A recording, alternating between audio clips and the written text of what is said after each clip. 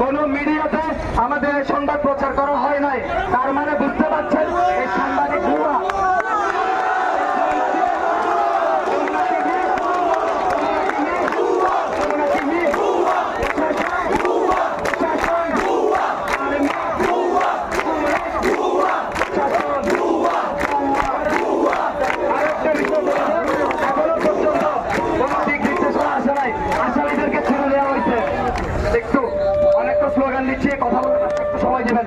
ভাইয়া এখানে আমরা কেউ এখানে নেতৃত্ব দিতে আসি নাই, আমরা আমাদের ধর্ম রক্ষার জন্য এসেছি, একটু শুনবেন।